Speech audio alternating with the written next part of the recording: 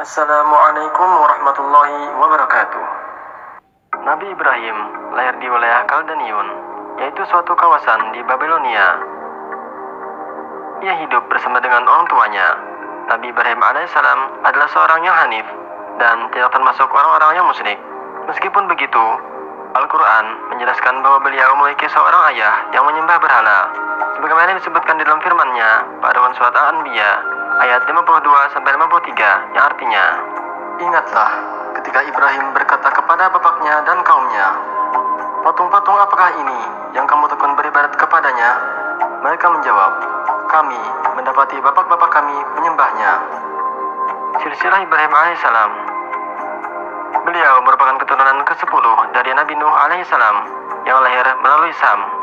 Silsilah lengkapnya adalah Ibrahim bin Tarih atau Azar, bin Nahur, bin Saruj, bin Ra'u, bin Falej, bin Abir, bin Shalih, bin Al-Fakhshad, bin Sam, bin Nuh alaihissalam. Dalam Taurat, jalur silsilah ini dijelaskan beserta umur mereka, yaitu sebagai berikut.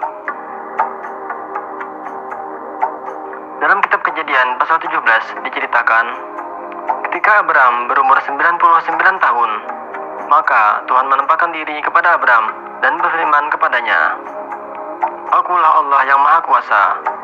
Hiduplah di hadapanku dengan tiada bercela.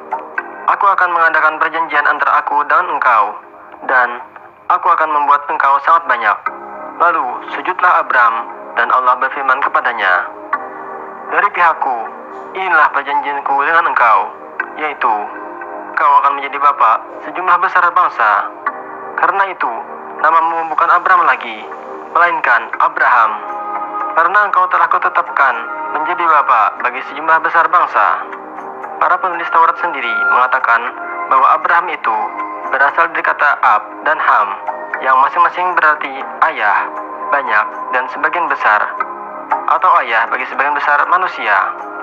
Tentang ayahnya, dalam Taurat dikatakan bahwa Ibrahim alaihissalam memiliki ayah bernama Tarih.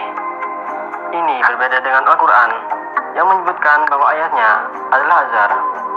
Allah Subhanahu wa Ta'ala berfirman yang artinya, "Dan ingatlah ketika Ibrahim berkata kepada ayahnya Azar, 'Pantaskah engkau menjadikan berhala-berhala sebagai tuhan-tuhan yang disembah? Sesungguhnya aku melihat kamu dalam kesesatan yang nyata.'" Quran Surat Al-An'am ayat 74. Berkaitan dengan ayat tersebut di atas, para ulama mengemukakan penafsiran yang bermacam-macam. Muhammad Mutawari Asy-Syarawi misalnya mengatakan bahwa Azar bukanlah ayah Ibrahim alaihissalam, melainkan pamannya. Ibrahim alaihissalam diasuh oleh pamannya sejak kecil karena ayahnya telah wafat. Dua alasan dikemukakan. Yang pertama, Ibrahim alaihissalam tidak mungkin memiliki ayah seorang penyembah berhala.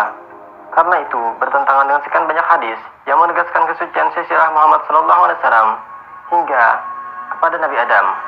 Nabi SAW misalnya pernah bersabda yang artinya, "Aku berpindah dari tulang iga para lelaki suci ke rahim-rahim para wanita suci." Menguatkan hal itu, Ibnu Sa'ad menuliskan pula dalam At-Tabaqat apa yang telah disampaikan dari Muhammad bin Ali bin Abi Thalib bahwa Nabi SAW bersabda yang artinya, "Sesungguhnya aku lahir bukan karena suatu perzinaan. Sejak dari Adam, tidak sebecik pun perilaku menyimpang jahiliyah mengenaiku. Aku tidak lahir kecuali dari kesucian." Alasan kedua, lanjut Muhammad Mutawalli Asy-Syarawi, adalah bahwa penggunaan kata ab dalam Al-Quran yang berarti bapak tidak selalu bermakna bapak kandung. Istilah bapak kandung ke atas yaitu kakek, bapaknya kakek, dan seterusnya, serta silsilah bapak ke samping yaitu paman dapat pula dicakup oleh kata ab itu. Penggunaan kata ab yang bukan dalam pengertian bapak kandung ini banyak ditemukan dalam Al-Quran. Pada surat Al-Baqarah ayat 133 misalnya, Ismail alaihissalam disebut sebagai ab bagi Yakub alaihissalam. Padahal secara nasab Ismail alaihissalam adalah paman dari Yakub alaihissalam. Dalam Al-Quran disebutkan kata ab yang disandingkan dengan Azar hanya dikatakan di satu tempat, sehingga dengan serta-merta dapat disimpulkan bahwa Azar adalah ayah kandung Nabi Ibrahim. Selain apa yang diuraikan oleh Muhammad Mutawalli Asy-Syarawi ini, sejumlah ulama lain mengatakan pendapat bahwa Azar adalah kakek Ibrahim alaihissalam. Dialah yang mengasuhnya. Karena itulah Ibrahim alaihissalam memanggil sang kakek dengan sebutan ayah sebagai kiasan yang menunjukkan dekatnya hubungan mereka berdua.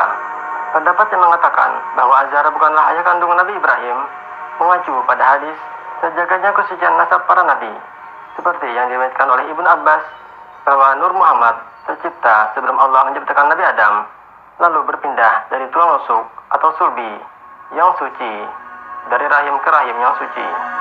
Ada juga hadis yang diriwayatkan oleh Ibnu Adi dan At-Tabrani melalui Ali bin Abi Thalib bahwa Rasulullah SAW bersabda, "Aku dilahirkan melalui pernikahan, bukan perzinaan, sejak Adam hingga aku dilahirkan oleh bapak dan ibuku. Aku tidak disentuh sedikit pun oleh kotoran jahiliyah." Dengan kata lain, seluruh nabi tidak ada yang menyimpang dari ajaran agama tauhid. Kata Ab dalam dialog Nabi Ibrahim dengan Azar yang terekam dalam Al-Quran tidak bisa serta-merta menunjukkan bahwa ia adalah ayah kandung Ibrahim. Salah satu ahli tafsir bernama Al-Mustafawi mengatakan makna tunggal kata Ab adalah pemelihara, baik dalam bentuk materi maupun non-materi. Karena pada riwayatnya, kata Ab juga dapat digunakan untuk menunjukkan orang tua, paman, kakek, guru, dan lain-lain. Secara umum, kata Ab juga dapat diartikan untuk menunjukkan orang yang sangat dekat dan berperan penting dalam kehidupan sang anak. Musli Al-Badrawi berpendapat bahwa Azar adalah paman Ibrahim alaihissalam dan bahwa ayahnya telah meninggal dunia sebelum ia lahir adalah pendapat yang sudah diterima. Hal ini mengingat bahwa Muhammad SAW pun diasuh bukan oleh ayahnya, tetapi oleh kakeknya Abdul Muthalib dan pamannya Abu Talib. Namun terhadap kedua orang itu, Nabi Muhammad tetap memanggil mereka masing-masing dengan sebutan kakek dan paman, tidak menggantinya dengan sebutan ayah.